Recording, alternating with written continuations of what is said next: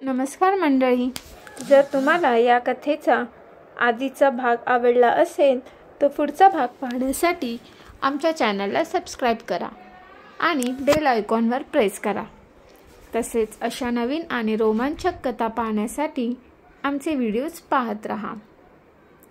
प्रेमाचे हे बंध अनोखे भाग 24। बाबांनी संमती दिल्यावर वृंदा लगेच माईंना कॉल करते। हॅलो माई आजी, कशा आहात? वृंदा प्रेमाने विचारते।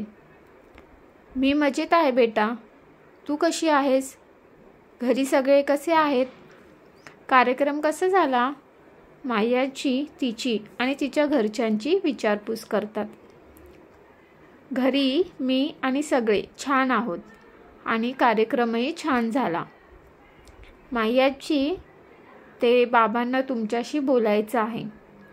वृंदा बाबांकडे बघत हळूच सांगते। हो का? मग दे ना फोन त्यांच्याकडे, माई आजी शांतपणे म्हणतात।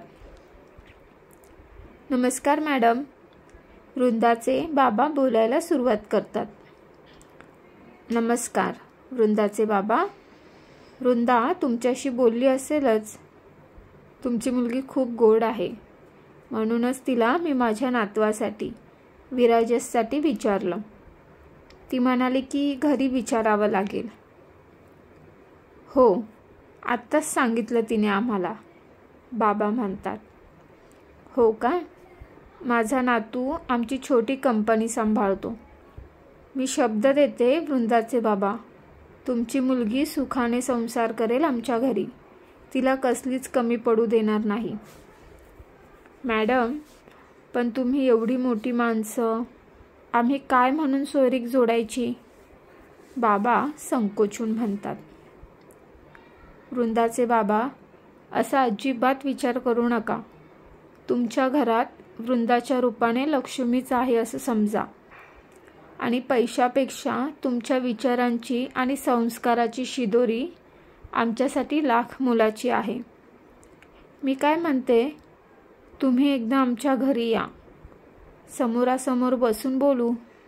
असं फोनवर सगळं बोलता येत नाही, आणि तुम्हाला माझ्या नातवाला विराजसला भेटताही येईल। तुम्ही सगळेच या, माई आजी म्हणतात। ठीक आहे, बघावं लागेल, बाबा म्हणतात। मी काय म्हणते, वृंदा उद्या निघणार आहे ना मुंबईला, तुम्ही तिच्यासोबतच या, माई आजी सुचवतात। उद्याच? बाबा थोडं गोंधळून विचारतात। काय झालं? वृंदाची आई बाबांना विचारते।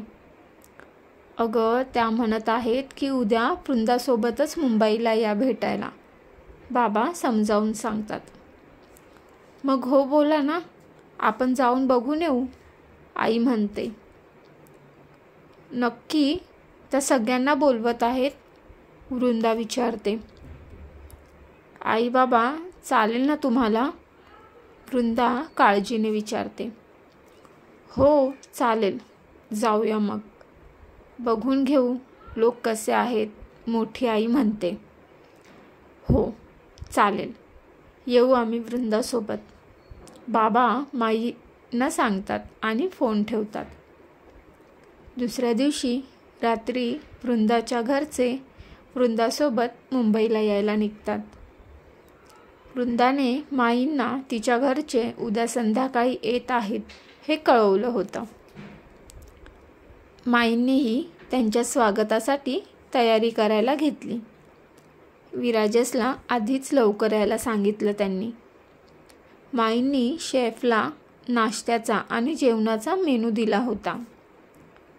सकाळी सगळे वृंदाच्या फ्लॅटवर पोहोचले। रेश्मा आणि कोमल कामावर गेल्यावर वृंदाच्या घरच्यांनी थोडा आराम केला।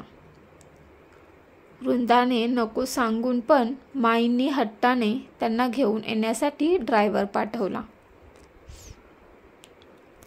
अगं बाई, एवढी मोठी गाडी? मोठी आई कुतूहलाने बोलतात। पण ह्याची गरज नव्हती, आपण गेलो असतो ना, अप्पा संकोचून बोलतात। मी बोलली आप्पा. माई आजींना पण त्यांनी ऐकलंच नाही. ताई, जिजू पण असतील का घरी?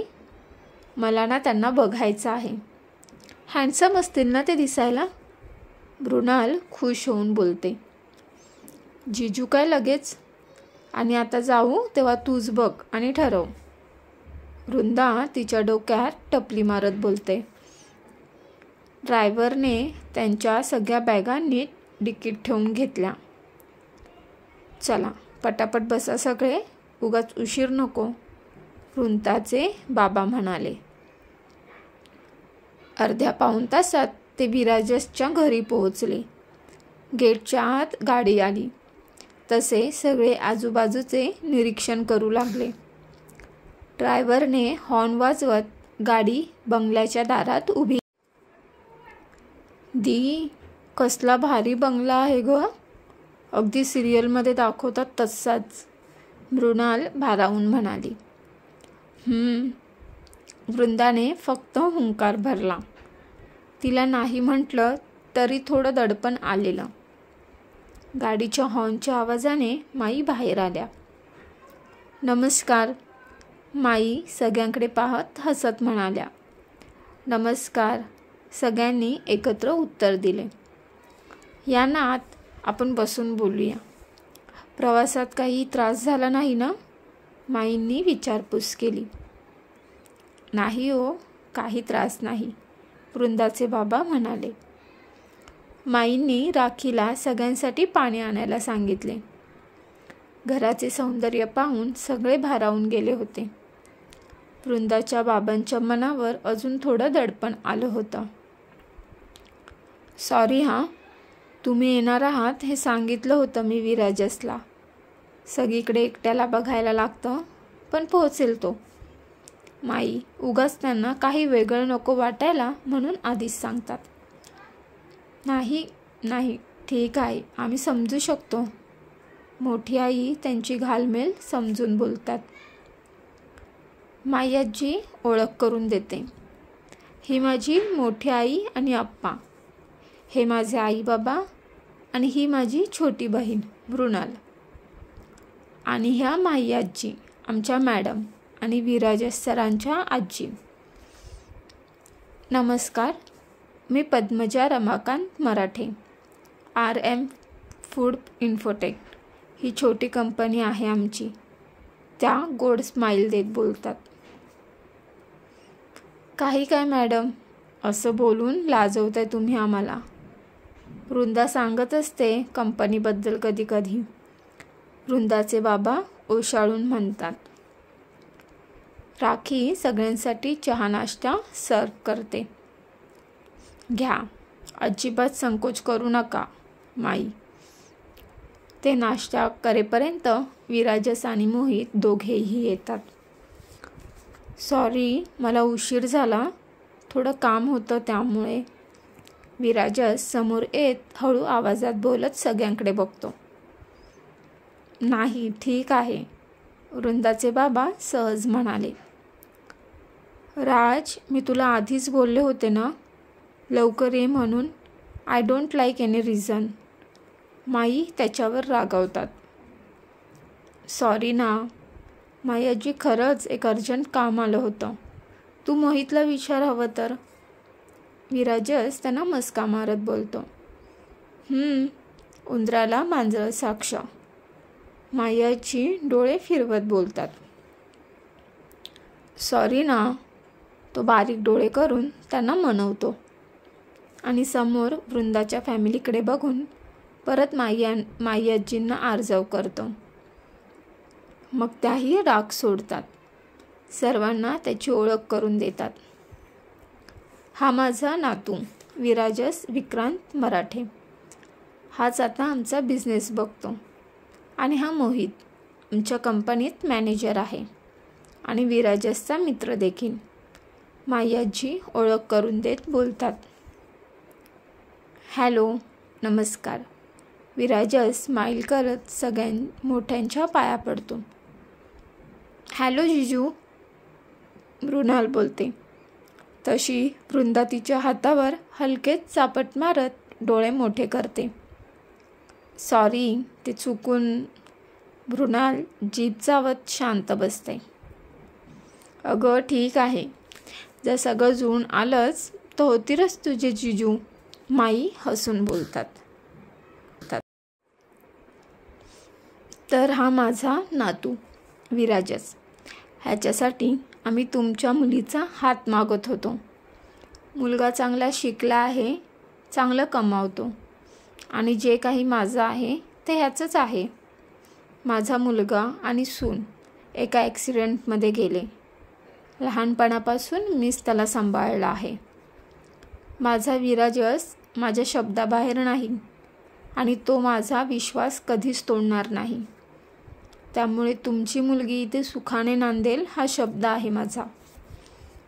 तरी तुम्हाला जे काही प्रश्न विचारायचे असतील, काही बोलायचं असेल तर तुम्ही आम्हाला विचारू शकता. माई वृंदाच्या घरच्यांना विराजसबद्दल सांगतात. विराजस आणि वृंदाची माईंच्या शेवटच्या वाक्यावर नजरानजर होते. तसा विराजस लगेच नजर चोरून घेतो. मॅडम, आम्ही काय बोलणार? तुमच्या नातवात काहीच दोष नाही, पण आम्ही तुमच्यासमोर खूप लहान आहोत. अप्पा थोडं दबकत बोलतात. नाही अप्पा, असं काही नाही. माणूस पैशापेक्षा त्याच्या संस्काराने, विचाराने ओळखला गेला पाहिजे. लहान मोठं असं काही नसतं, ते आपल्या मान्यावर असतं. त्यामुळे प्लीज पहिलं तुम्ही ते लहान मोठं पण काढून टाका. आम्हाला तुमची नात पसंत आहे, त्यामुळे तुम्ही बाकी दुसरा कसला विचार करू नका. माई हात जोडून विनंती करतात. विराजस, तुम्हाला आमची नात आवडली आहे ना? अप्पा विचारतात. हो आजोबा, विराजस स्माईल करत म्हणतात. ठीक आहे मग, नाव ठेवण्यासारखं कुठेच काही नाही. प्रताप, तुझं काय मत आहे? अप्पा वृंदाच्या वडिलांना विचारतात. बाबा, तुम्ही म्हणाल तसं, वृंदाचे बाबा म्हणतात. वृंदा, चालेल ना बाळा? वृंदाचे बाबा तिच्या डोक्यावर प्रेमाने हात फिरवत विचारतात. हो बाबा, वृंदा हलकं हसून म्हणते. ठीक आहे मग. बाबा बोलतच असतात की वृंदा त्यांना अडवते. बाबा, माईची, मला थोडं विराजसशी बोलायचं होतं. वृंदा थोडं दबकत सगळ्यांकडे बघत हळूच बोलते.